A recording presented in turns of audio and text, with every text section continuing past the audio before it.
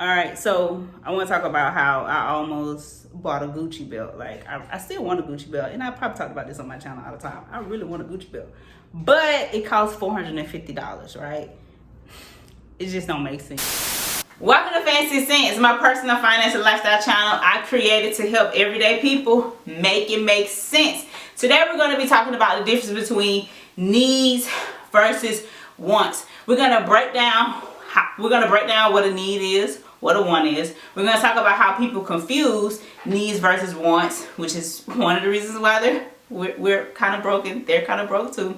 Then I'm going to give you an example of what you could be doing with the money that you are confusing as a want, as a need, and how you could be maximizing on that by putting it somewhere else because you're spending way too much in your wants.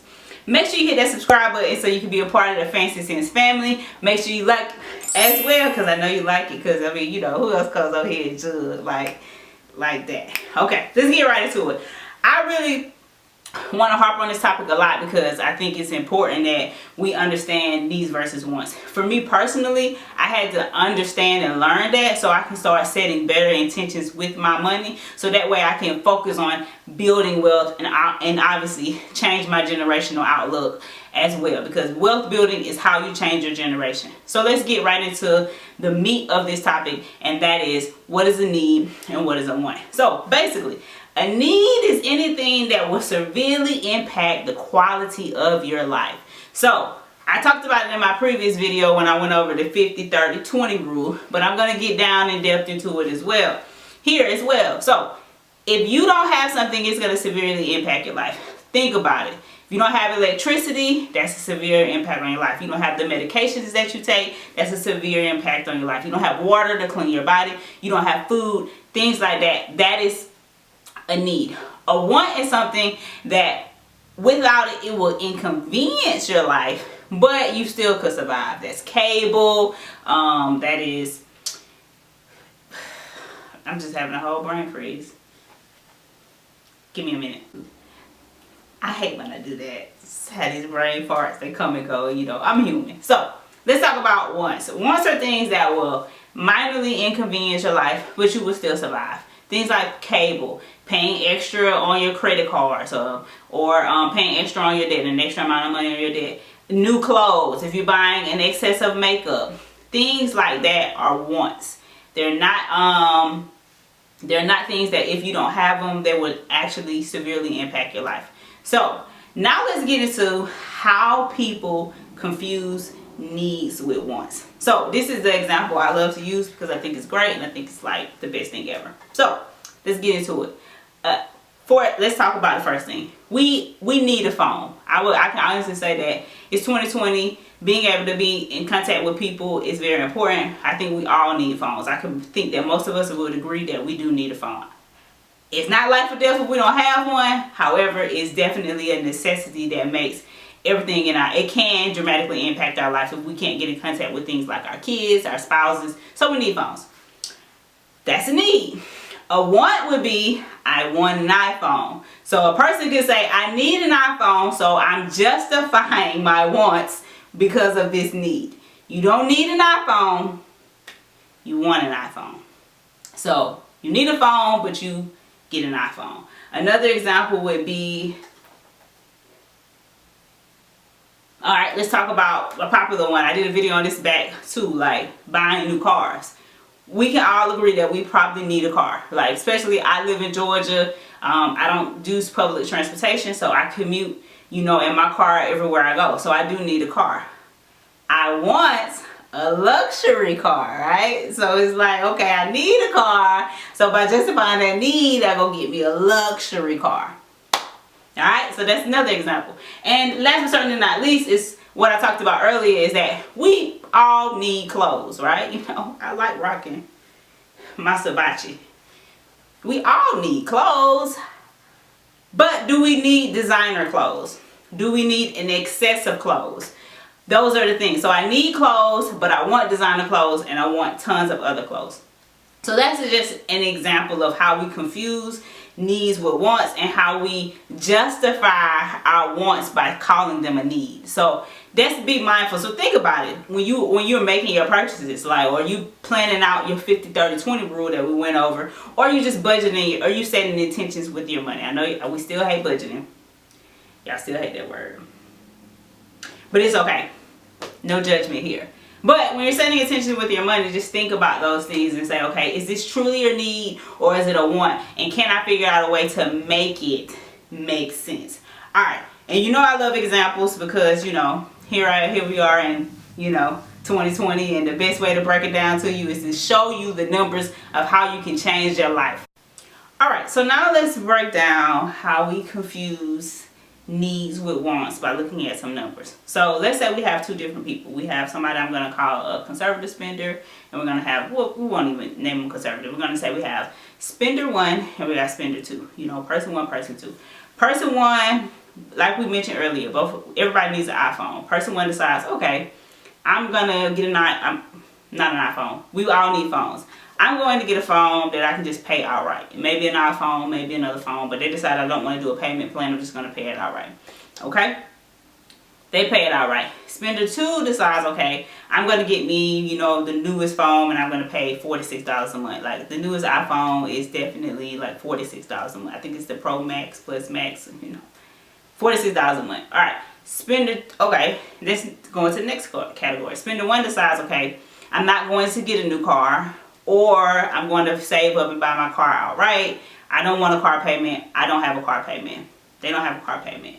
Spender 1. Spender 2 decides, I got to have me this new car. I got to be fresh when I get out of it. I got to be on point.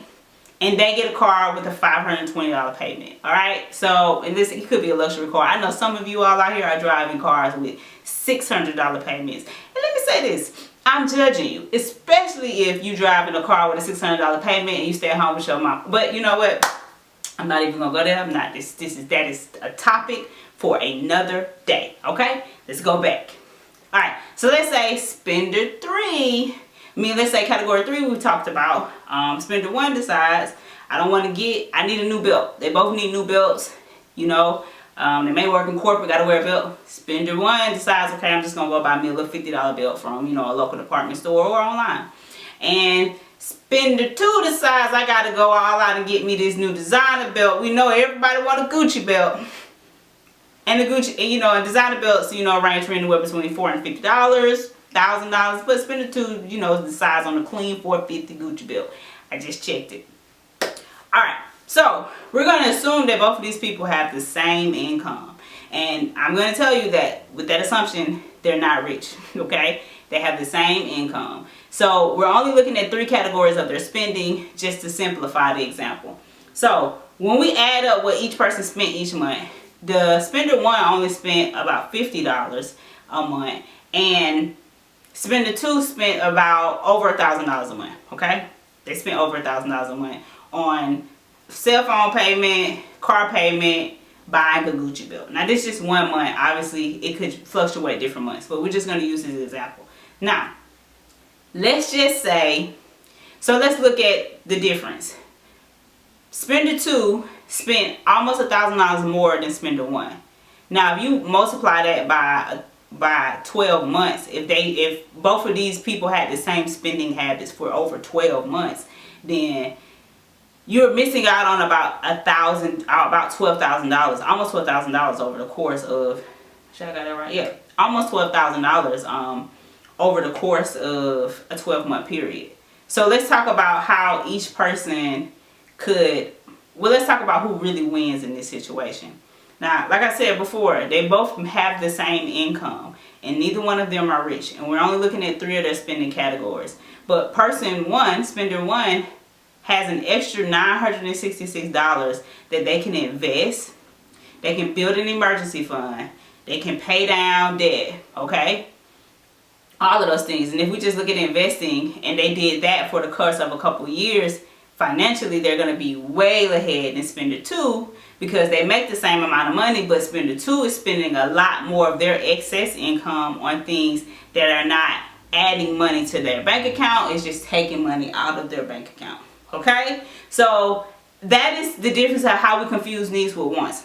And let me be honest, I have no problem with luxury items. I think having luxury cars, having luxury designer clothes, it's just fine as long as you are taking care of the other avenues of your life. It makes no sense to drive a luxury car. It makes no sense to have all of these designer clothes and you have no investments, you have no savings, you still have tons of student loans.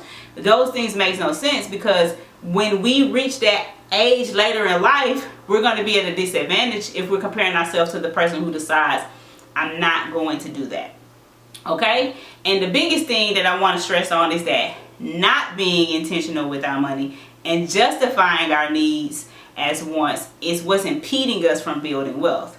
And building wealth is the goal from here on out. We want to build wealth, and you build wealth by setting intentions with your money and being mindful of your spending and not saying, I need an iPhone. No, you need a phone, and if an iPhone happens to be one that you can buy outright that does not impede your ability to build your wealth, then that's great, because that same $46 that you're spending could be going towards an investment that could grow, and by the time you reach retirement age, you will have money, or you can be saving it up, or you can just save the $46 a month and then just go buy the phone outright. There's so many other avenues you can take. Now, I want to share with you my story of how I almost jacked up a need versus a want. Alright, so I want to talk about how I almost bought a Gucci belt. Like, I still want a Gucci belt, and I probably talk about this on my channel all the time. I really want a Gucci belt, but it costs $450, right?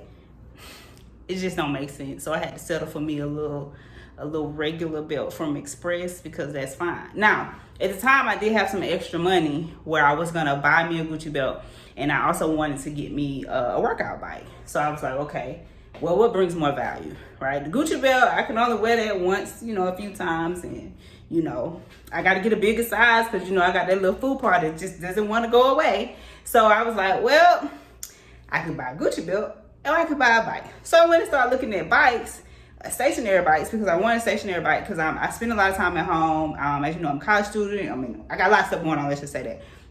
So I'm at home a lot, and sometimes I don't feel like going to the gym just because it's more convenient, and it may be raining, and I like to work out at home. So I said, okay, what brings more value? The Gucci belt or the bike? The bike one. See, my bike, I wanted a Peloton, but goes back to the last debate. I wanted a Peloton. I needed a bike in my mind. Now, granted, this is not necessarily a need. I can obviously go outside and run. I could go to the gym. However, it does take out one less thing that I have to worry about, because if I don't have the time to go to the gym or anything like that, I can just hop on a bike, get me a good workout in, and I work. I got a whole little mini gym here. Let me turn the camera around so y'all can see it up here. So y'all see, this is my whole little bike setup, and I got that. I decided it wasn't worth getting a Gucci belt.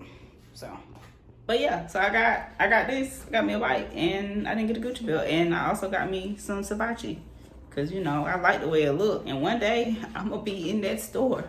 But until then, we just making it make sense. All right, I'm Fancy. Thank you for watching Fancy Sense, where we make it make sense. Make sure you follow me on social. I'm at Fancy Sense. I'm on Instagram most days, giving out financial tips. Make sure you hit that subscribe button so you can be a part of Fancy Sense family, because I know you love seeing my face. See how the lighting just gets so much better when you turn, just glowing. Make sure you hit the like button, because I know you like the content and I know you love seeing my face. And I'll see you all next time when we come back and discuss all of the fun money topics. And make sure you don't forget to comment. Don't forget to comment below, because I need you to comment, because I want to know what you want me to talk about, and I want to know how you like the topics that we are discussing. Just tell me. Be like, yeah, your weave bad. We're honest here. We can do that.